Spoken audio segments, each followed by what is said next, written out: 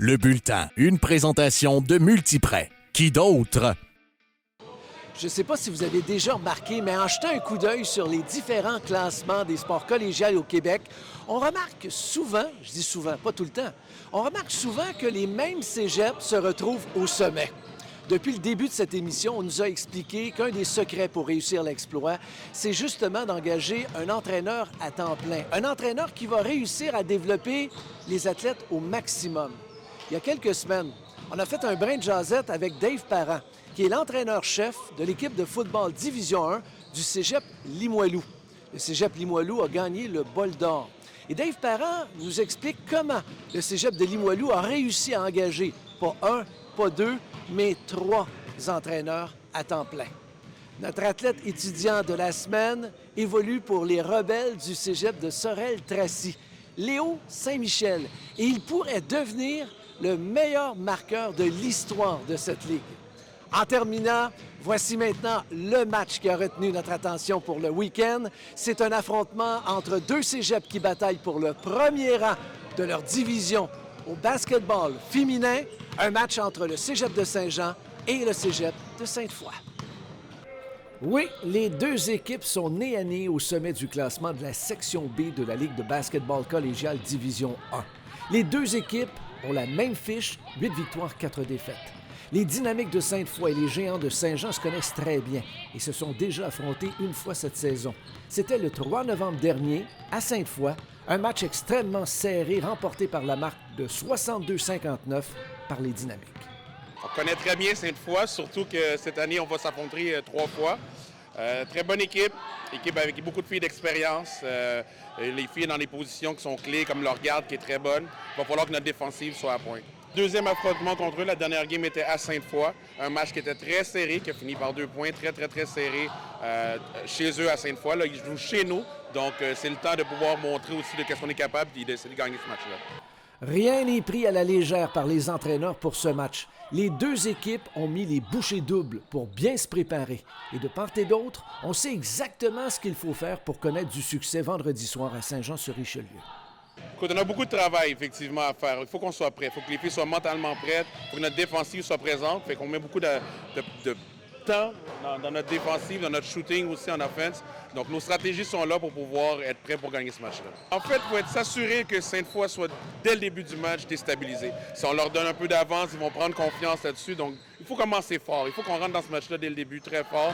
Comme je disais encore une fois, toujours défensif. Notre focus est défensif. On sait que le match, si on garde ça un peu plus bas, donc dans le score, on a beaucoup plus de chances que si on laisse une bataille offensive se faire. On le dit, on le répète, les deux équipes ont fait leur devoir et connaissent très bien leur adversaire. J'ai quand même demandé à Yves-Robert Casimir, l'entraîneur des Géants, qu'est-ce qui pourrait faire la différence lors de ce match? Quel est le point fort de son équipe? Notre point fort présentement, c'est notre vitesse, notre transition, puis notre défensive tout-terrain. On est une équipe qui joue beaucoup la pression tout-terrain, donc on vient doubler tout-terrain. Les filles sont très athlétiques, donc ça nous aide beaucoup en ce moment de jouer de cette manière-là. Seule la formation de Dawson, qui évolue dans l'autre division, a fait mieux depuis le début de la campagne avec 11 gains et une seule défaite en 12 parties. Cette défaite était contre les Dynamiques le 26 novembre dernier à Sainte-Foy par la marque de 79-70. Vous connaissez un ou une étudiante qui pourrait devenir notre athlète par excellence de la semaine, l'athlète Multiprêt, et remporter une bourse d'études de 1 000 $? C'est pas compliqué. Écrivez-nous à l'adresse au bas de l'écran et donnez-nous tous les détails sur cet athlète. Et qui sait, peut-être, on va aller la rencontrer.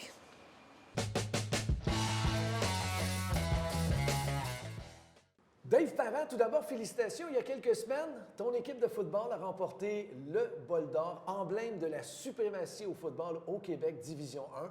Toute une victoire contre André Grasset. Oui, puis c'était une belle victoire. Puis je pense que c'est une belle victoire. C'était une bonne partie, vu que c'était télévisé aussi pour le sport étudiant. Je pense que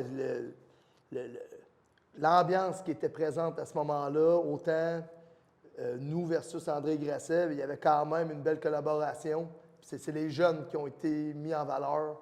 Je pense que c'est ça le sport étudiant aussi. Et c'est ça qui est le plus important. Bien, je pense que oui. Justement, en parlant de mettre en valeur les jeunes et le système collégial, à Limoilou, vous avez pris la décision il y a quelques années, justement, de prendre 3 entraîneurs à temps plein. Volleyball masculin, football masculin, hockey féminin. Il y a peut-être des cégeps qui vont dire, ben voyons comment ils font pour engager 3 entraîneurs à temps plein. Vous avez une formule assez spéciale. Bien, si c'était moi qui avais pris la décision, parce que je dis, on a pris la décision.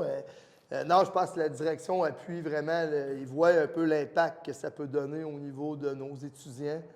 Puis dans le cas de Pascal au hockey, puis dans le cas de Rock, c'est des sommités dans leurs sports respectifs. Puis je pense que le collège se trouve chanceux d'avoir justement là, ces 2 gars-là aussi là, parmi eux, puis ils veulent en profiter au maximum. Puis je pense que c'est toute la communauté qui en profite à ce moment-là. Puis lorsque tu as du succès sur le terrain, mais ça se va aussi avec le dépassement de nos jeunes. Fait qu'ils savent comment faire pour que nos jeunes puissent continuer à pouvoir persévérer, puis pouvoir faire leur parcours collégial en étant diplômés. Bon, Pascal parlait de Pascal, de Rock, mais Dave est très humble parce que Tony Yadaluka, André Grasset m'a dit que tu étais un des tops comme entraîneur, donc Limoilou est quand même chanceux de te garder comme entraîneur à Limoilou avec l'équipe. J'aimerais que tu donnes un petit peu un exemple. Ça ressemble à quoi ton horaire pendant une année, vu que tu es là à temps plein pour le cégep de Limoilou? Bien, le premier détail, je ne vois pas ma blonde, non, c'est pas vrai. Mais je pense qu'on a chanceux d'avoir là, les mêmes entraîneurs avec moi depuis les 15 dernières années. Oui, le travail d'équipe, très important. Oui, vraiment. Fait qu'on se sépare bien nos tâches. Je pense que je donne de l'autonomie. Oui. On a chacun des objectifs. Ils prennent un chemin différent, puis on se pousse pour pouvoir être capable d'avoir un rendement toujours de plus en plus grand. Puis je pense qu'on devient... on a vécu des hauts et des bas ensemble. OK. Fait que je pense que quand tu sais, souvent, tu penses que c'est juste du succès, mais on n'a pas fait de changement quand ça allait un petit peu moins bien. À la place, on a juste changé nos manières de travailler. La stabilité est très importante. Ben, je crois à ça. Ça fait combien de temps que tu es avec l'équipe de football? 15 ans. 15 ans. Ouais. Et Pascal, ça fait aussi longtemps avec l'équipe de hockey. Ouais. Et Rock aussi, ça fait longtemps que vous Oui. êtes là. Puis le succès, puis quand je regarde aussi leur parcours, c'est leur groupe d'entraîneurs sont là, puis quand il y a des petits changements, bien, c'est des jeunes qui ont passé dans notre créneau. Donc, tu sais, moi, je crois beaucoup dans la vie à la loyauté, puis à la stabilité. Je pense que c'est dans ce temps-là que tu peux avoir du succès à long terme. Dave, là, les gens vont se poser la question. Il y a quelques semaines, tu as gagné le bol d'or. C'est terminé la saison de football. Mais tu es toujours à l'emploi de l'équipe de Limoilou. Qu'est-ce que tu fais? Ben là, c'est le recrutement. C'est Wall Street, j'appelle ça à partir de lundi prochain. Fait que c'est une période très, très active.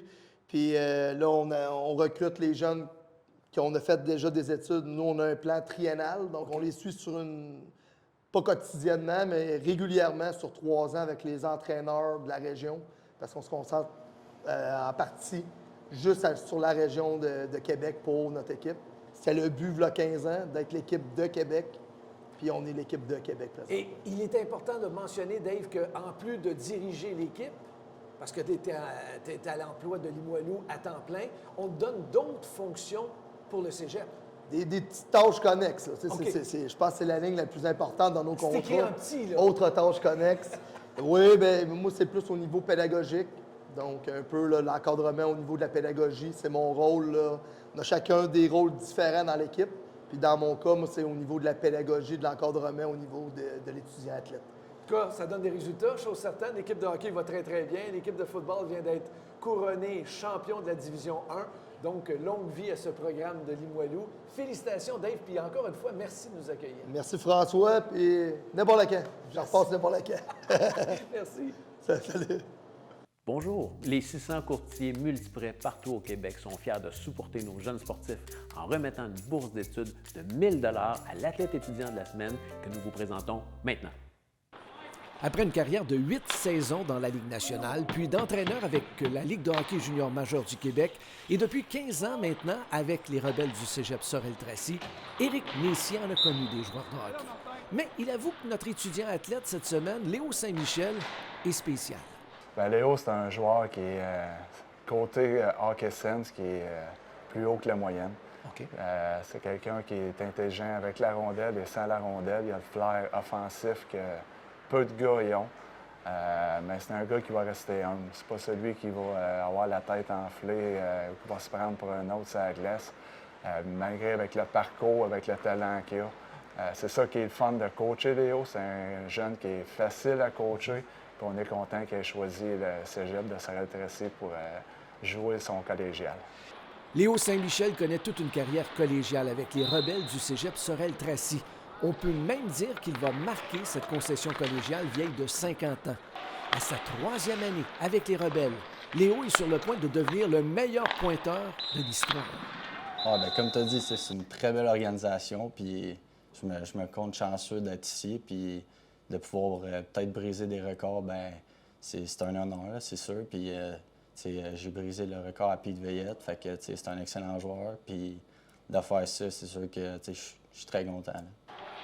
Léo a battu le record de plus de points avec les Rebelles. Au moment d'écrire ce reportage, il en avait 143 en carrière. Le record était détenu par Pierre-Luc Veillette, 128 points en 3 saisons, soit de 2014 à 2017. Avec 13 matchs à jouer en saison régulière, il est à la poursuite du record de la Ligue qui appartient à Julien Gagné du Collège La Flèche, qui a amassé 161 points de 2013 à 2016. Oui, disons que c'est le fun de le voir accumuler des points, mais comme je disais, c'est pas le gars qui est plus content de gagner les matchs que de finir la veillée avec 2 buts, 3 passes. Mais non, on voit les records, on voit une étape à la fois. Je pense qu'ils ne se mettent pas de pression pour battre le record du meilleur pointeur de l'histoire, mais ça serait le fun qu'il l'aille. On ne soit pas de cachette. Avec une telle carrière au niveau collégial, on espère tous qu'il pourra poursuivre au niveau universitaire. Comme j'ai joué dans la LHJMQ, mon éligibilité n'est plus là, mais c'est sûr que les universités canadiennes, québécoises, peu importe, moi j'aimerais bien poursuivre là-dedans. Je l'espère parce qu'il mérite. Il y a la vitesse pour, il y a la shape, il y a la shot, il y a toutes les qualités pour jouer universitaire. C'est juste qu'il ait sa chance, puis il y a une université qui donne justement sa chance. Il a joué quelques matchs junior majeurs, mais souvent les universités regardent plus les gars 20 ans junior majeurs, mais Léo ferait partie des gars de 20 ans junior majeurs qui mériteraient une place universitaire canadienne, ça, aucun doute là-dessus.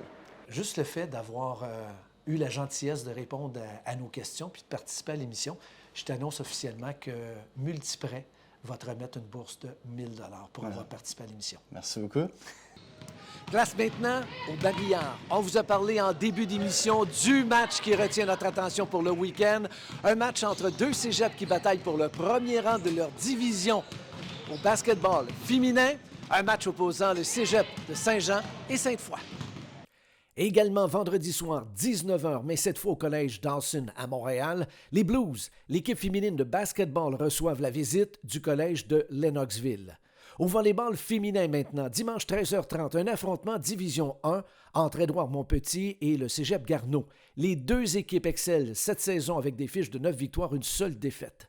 Et finalement, je vous invite à aller encourager le hockey féminin, Division 2, alors que Rimouski croisera le fer avec Thetford Mines. Vous allez être surpris de l'implication des filles. Elles donnent un bon spectacle. En terminant, si vous appréciez qu'on parle de sport étudiant, de sport collégial, surtout, n'hésitez pas à partager nos nombreux reportages. Justement, en parlant de reportages, dès jeudi prochain, on aura un spécial sur nos étudiants athlètes qui ont remporté depuis le début de la saison des bourses de 1 000 $ gracieuseté de Multiprêt.